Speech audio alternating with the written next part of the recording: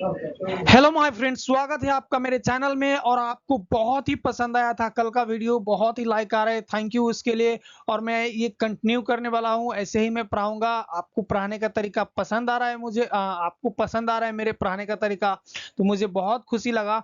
चलिए, मैं आपको आज फिर से सेंटेंसेस लेके आया हूँ और मैं डिटेल में समझाने की कोशिश करूंगा, ग्रामर, वोकैबुलरी, सेंटेंसेस एक साथ। तो चलिए शुरू करते हैं, और एंटरटेनमेंट के साथ मैं सिखाने की कोशिश करूंगा, क्योंकि इसमें मैंने जो डाला है कुछ डायलॉग्स, कुछ कंडीशंस और कुछ ऐसे इमोशनल सेंटेंसेस जो आपको मजा आ जाएगा। बस इतना ही कहना चाहूंगा, बट प्लीज वीडियो को लाइक कर दीजिएगा और चैनल को सब्सक्राइब कर लीजिएगा, ठीक है।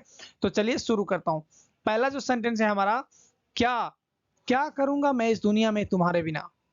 व्हाट, मेरे साथ आप बोलना है आपको, ठीक है, प्रैक्टिस करना है, ठीक है। क्या करूंगा मैं इस दुनिया में तुम्हारे बिना। What would I do in this world without you? What would I do मतलब what यहाँ पे will भी हो सकता था, ठीक है, लेकिन ये कंडीशनल सेंटेंस है, इसीलिए would आया है, ठीक है। कंडीशनल सेंटेंस हमेशा will के जगह would ले लेता है, ठीक है। कंडीशनल क्यों है यहाँ पे, क्योंकि ये रियल तो बात ही नहीं है। क्या करूंगा मैं मतलब वो फ्यूचर की बात कर रहे हैं, लेकिन कंडीशनल है, ठीक है। What would I do, what would I do मतलब मैं क्या करूंगा। In this world, in this world मतलब इस दुनिया में, इस जहां में। विदाउट यू, तुम्हारे बिना, ठीक है। तो चलिए एक बार आइए मेरे साथ प्रैक्टिस कीजिए। What would I do in this world without you. क्या करूंगा मैं तुम्हारे बिना इस दुनिया में। मैं अकेले कहीं नहीं जा रहा हूँ। I am not going anywhere alone, ठीक है। आई एम नॉट गोइंग मतलब मैं नहीं जा रहा हूँ, ठीक है। एनीवेयर मतलब कहीं, कहीं भी या कहीं। अलोन मतलब अकेला। I am not going anywhere alone. आप मेरे साथ प्रैक्टिस कीजिए। I am not going anywhere alone. मैं कहीं नहीं जा रहा हूँ अकेले, ठीक है। I am not going anywhere alone. Next sentence है, मैं तुम्हें अकेले छोड़कर नहीं जा सकता इस हालात में। वो कह रहे हैं I can't live you alone in this condition. देखिए, आई कैंट लीव यू मतलब मैं तुम्हें छोड़ के नहीं जा सकता। लीव का मतलब होता है छोड़ के जाना, ठीक है, या छोड़ना भी होता है, ठीक है। आई कैंट लीव यू, मैं तुम्हें छोड़ के नहीं जा सकता। अलोन मतलब अकेले छोड़कर, ठीक है। I can't leave you alone in this condition मतलब इस हालात में। आप इन दिस सिचुएशन भी इस्तेमाल कर सकते हैं कंडीशन के जगह, ठीक है। इन दिस सिचुएशन या in this condition. I can't leave you in this condition, ठीक है। मैं तुम्हें इस अकेले इस हाल में छोड़ के नहीं जा सकता, ठीक है। फ्रेंड प्लीज वीडियो को लाइक कर दीजिए, आप लाइक करना भूल जाते हैं, ठीक है। तो इस तरह से आप समझ सकते हैं, ठीक है। नेक्स्ट सेंटेंस है हमारा पास, मुझे कुछ भी नहीं होगा, तुम जाओ, समझने की कोशिश करो। वो कह रहे हैं कि मैं तुम्हें अकेला छोड़ के नहीं जाऊंगा, ये कह रहे हैं कि मुझे कुछ नहीं होगा, तुम जाओ, समझने की कोशिश करो, ठीक है। ये फिल्म का डायलॉग जैसा है, तो ऐसे होगा, मुझे कुछ नहीं होगा, तुम जाओ, समझने की कोशिश करो, ये कह रहे हैं, ठीक है।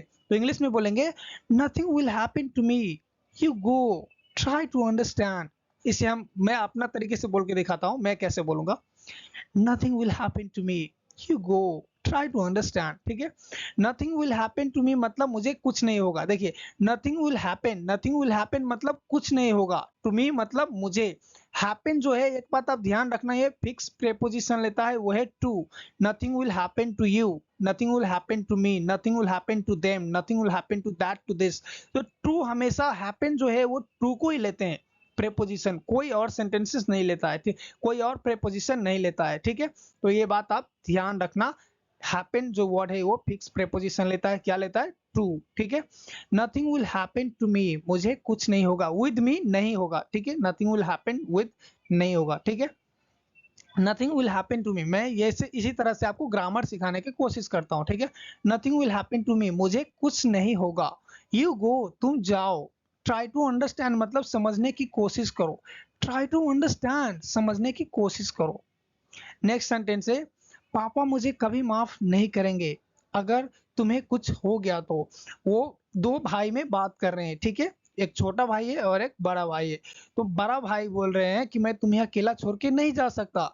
छोटा भाई बोल रहा है कि नहीं भाई, तुम जाओ, ठीक है, मुझे कुछ नहीं होगा। फिर यहाँ पे बड़ा भाई बोल रहे हैं छोटा भाई से, पापा मुझे कभी माफ नहीं करेंगे अगर तुम्हें कुछ हो गया तो।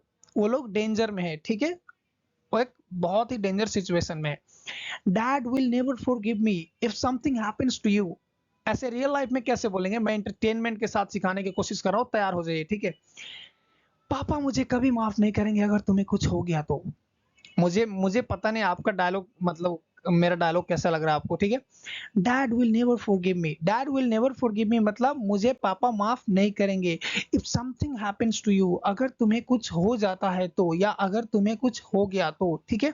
ये कंडीशनल सेंटेंस है, इसीलिए यहाँ पे सिंपल प्रेजेंट है, ठीक है। ये जीरो कंडीशनल है, इसलिए सिंपल प्रेजेंट। जीरो कंडीशनल में हमेशा सिंपल प्रेजेंट आते हैं। Dad will never forgive me मतलब फॉरगिव का मतलब क्या होता है, माफ करना, ठीक है। डैड विल नेवर फॉरगिव मी, पापा मुझे माफ नहीं करेंगे। इफ समथिंग हैपेंस, अगर कुछ हो जाता है तो, या अगर कुछ हो गया तो, टू यू तुम्हें, ठीक है। वो कहने की कोशिश कर रहे हैं।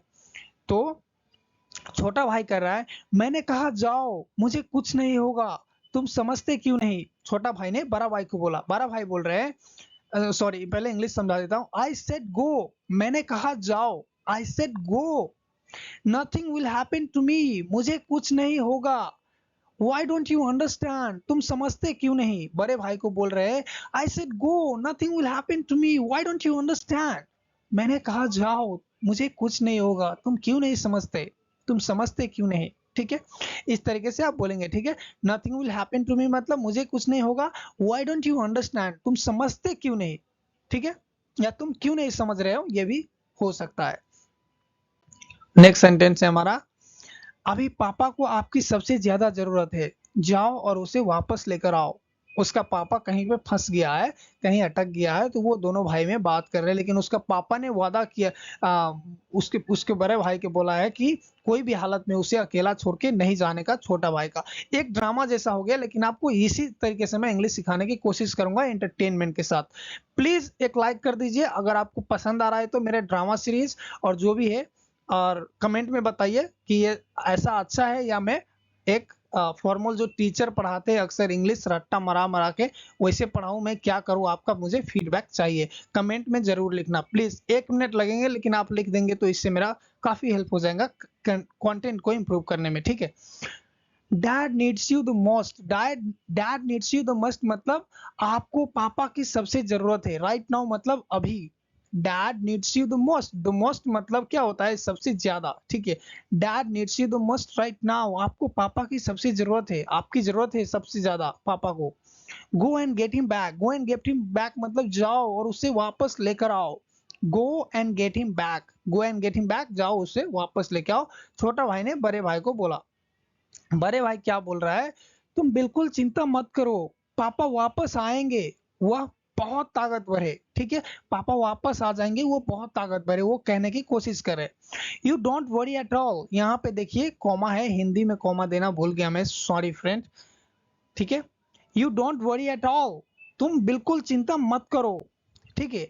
पापा विल कम बैक मतलब डैड वापस आ जाएंगे। पापा इंग्लिश में भी बोलते हैं, ठीक है। डैड भी बोलते हैं, पापा भी बोलता है। डैड विल कम बैक, पापा विल कम बैक, पापा वापस आएंगे। ही is very strong, he is very strong मतलब वो बहुत ताकतवर है। ही इज वेरी पावरफुल, पावरफुल भी आप बोल सकते हैं स्ट्रॉन्ग के जगह। वो बड़े भाई जो है छोटा भाई को कन्विंस करने की कोशिश कर रहे हैं कि तुम बिल्कुल चिंता मत करो, पापा वापस आ जाएंगे, वो बहुत ताकतवर है। You don't worry at all, papa will come back, he is very strong. आप मेरे साथ प्रैक्टिस कीजिए अभी, ठीक है। मैं जैसे बोलता हूँ आपको बोलना है।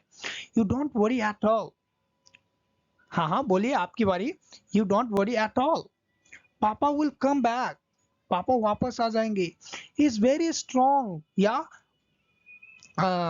ही इज वेरी पावरफुल, ठीक है। दोनों आप इस्तेमाल कर सकते हैं। यहाँ पे आप बोल रिपीट करते डैड का तो थोड़ा और इफेक्टिव होगा। देखिए मैं जैसे डैड का रिपीट करता हूँ तो कैसे होता है, you don't worry at all, papa will come back, पापा इज वेरी स्ट्रॉन्ग। यहाँ पे रिपीट करता हूँ तो थोड़ा सा इफेक्टिव होता है, लेकिन चलिए कोई बात नहीं, ही प्रोनाउन जरूरी है। यहाँ पे पापा का जो प्रोनाउन है वहां पे ही है, ठीक है। नेक्स्ट सेंटेंस है, देखो अगर पापा को कुछ हो गया तो मैं तुम्हें कभी माफ नहीं करूंगा। देखो मतलब क्या होता है, look I will never forgive you if something happens to father, अगर पापा को कुछ हो गया तो मैं तुम्हें कभी माफ नहीं करूंगा। लुक, लुक मतलब देखो, ठीक है। आई विल नेवर फॉरगिव यू, ये कहने की कोशिश कर रहे हैं कि उस बार तुम्हें पापा माफ नहीं करेगा, अगर इस बार मैं माफ नहीं करूंगा अगर पापा को कुछ हो गया तो। बेचारा बड़ा भाई जो है बहुत ही मुश्किल में फंस गया है, ठीक है। यहाँ पे वो कह रहे हैं अगर मैं इसे छोड़ के गया तो पापा को कुछ हो गया तो ये माफ नहीं करेगा, इसे कुछ हो गया तो मुझे पापा माफ नहीं करेंगे। बहुत ही मुसीबत में फंस गया। ठीक है, देखिए यहाँ पे छोटा भाई क्या कह रहे हैं, मैं अगर पापा को कुछ हो गया तो ठीक है, if something happens to father, if something happens to father मतलब अगर पापा को कुछ हो गया तो I will never forgive you, मैं तुम्हें कभी माफ नहीं करूंगा। ठीक है, I want my father back, मुझे मेरे पापा वापस चाहिए। ठीक है, तो फ्रेंड इतना ही है। और कैसा लगा मेरा ड्रामा, और मैं आशा करता हूँ आपको सेंटेंसेस और सब कुछ मजा मजा में आप इंग्लिश सीखे होंगे। तो thank you friend, please video को लाइक कर दीजिए और चैनल को सब्सक्राइब कर दीजिए। Thank you, see you in the next videos. अगर आप इसी को चाहते हैं मैं कंटिन्यू करूँ आगे इस स्टोरी को, तो आप कमेंट में बताइए, मैं पक्का कंटिन्यू करूंगा। ठीक है, थैंक यू फ्रेंड। पार्ट 2 चाहिए, पार्ट 3 चाहिए, पार्ट 4 चाहिए तो बताइए, मैं लिखने में थोड़ा सा अच्छा हूँ। ठीक है।